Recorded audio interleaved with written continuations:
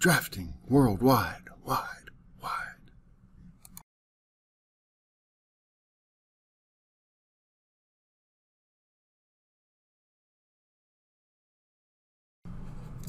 Alright, welcome back to the Revit Garage project. We are looking at assignment 3, determining the level heights.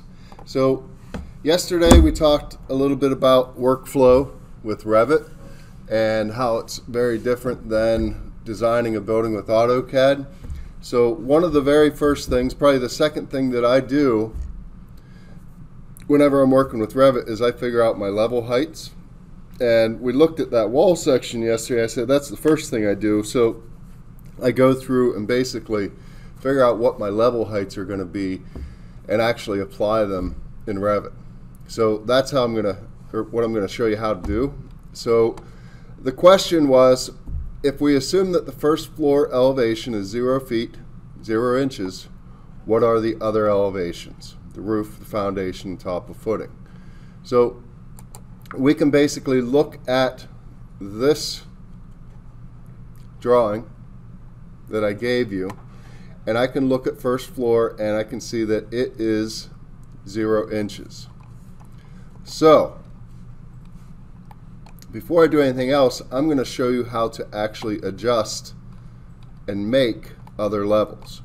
So over here in the project browser, we started out on level 1. We drew our floor plan, we added dimensions.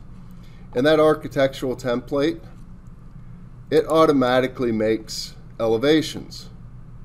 So these little symbols right here, this symbol, these 4 symbols, those are my elevation symbols, and what they really are is they're cameras. So if I double click on this, it shows me my north elevation. So whenever I go back to level 1, this is my north elevation camera, this is my east elevation camera, this is my west, and this is my south. So it already put those in there for me, and I can just double click on, this little triangular part, which is the camera, or I can come down here in my project browser and click on east elevation. So what that's doing is it's showing me a picture of what this building looks like looking at it from the side. And all that you're seeing is that one single wall. So if I were to go to a 3D view, just to give you a little bit better idea of what you're looking at, I'm basically just looking at this wall, or this wall. I'm not sure which one's east. So there's not a whole lot of detail there. So just to make it a little bit more understandable, I'm going to just throw any typical window in that wall, just so that you can see that there's a window there. And then whenever I look at my 3D view, you can see I have a window there. I could have thrown a door in too, just so that you saw that. So I can drop my doors and windows in there, and they show up automatically in my floor plan view. And if I move this all the way down to the corner, then it moves to the corner in that view as well. So everything's like a live document. Change it in one place and it changes in another place, which is really awesome, but can be really confusing sometimes too. Alright, so back to the elevation view. So I'm going to double click on my east elevation in my project browser, and then I'm going to start out by, I'm going to change this one right here, and instead of it being level 1 and level 2, I'm going to change this by clicking on it once and then clicking on the name of it, and I'm going to call this roof. It asks me, do you want to rename corresponding views? I'll say yes. Level 1, I'm going to make first floor. Yes. And then I'm going to come up here to my level button, which is under my architecture tab.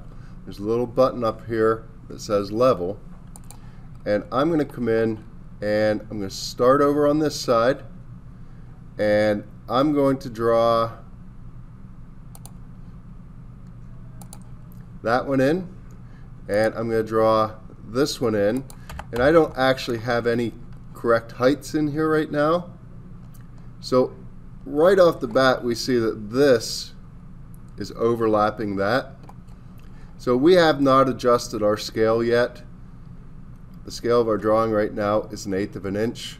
We haven't even looked at what that's going to be. I'm going to change it to 3/16 of an inch. It's kind of a guess, and it's going to basically make all my scale, or all my text, look smaller for that scale.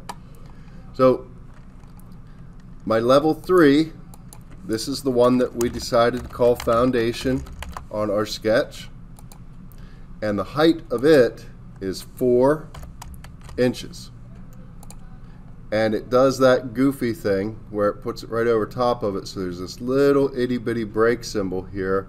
So I can click that, and it makes these 2 little blue dots, and I can drag this one back and I can drag this one up to look like that, just to make it a little bit clearer to look at. Now looking at these other two, that one was pretty easy, 4 inches.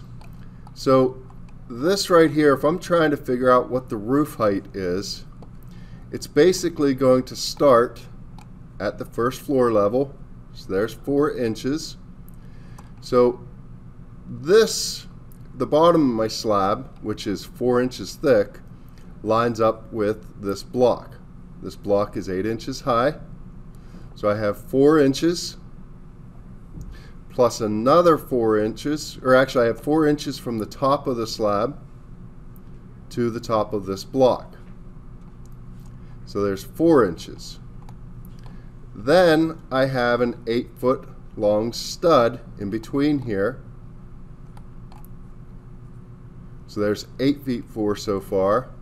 And then I have a sill plate and a double top plate. Each one of these plates are 1.5 inches thick. So I have 1.5 inches plus 3 inches. So I have another 4.5 inches. So 4.5 inches, 8 foot, 4.5 plus 4, I end up with 8 feet, 8.5 inches for my roof height. 8 feet, 8.5 inches. So I come over here and I make that 8 feet, 8.5 inches. Then I come over to, I'm trying to find the top of the footing, and basically I'm going to start out at my 0 point again. So I drop down 4 inches right there, and I have 1 block, 2 block, 3 block, 4 block down to the top of my footing. Each block is 8 inches high, so that's 32 inches like it's shown here, plus 4 inches, so it's minus 36 inches, and I can type that in, or I could say minus 3 feet. And then I'll rename that level to T period footing, and that means top of footing. And now what I have is all these elevations set up. So what that does for me is, you might have noticed, you might not have noticed through that process, and I'm just going to delete this image now that we're done with it, is these walls that I have drawn are attached to this roof. So let's say the owner comes back later on and says, you know what, I really want a much higher garage than 8 feet, 8 inches. So can you use 2 by 4 by 10 foot studs instead, which would be 2 feet longer? So I could literally just come in here at this point and change this to that, and the walls automatically adjust the height. So it makes it a lot easier to change your mind into the design process.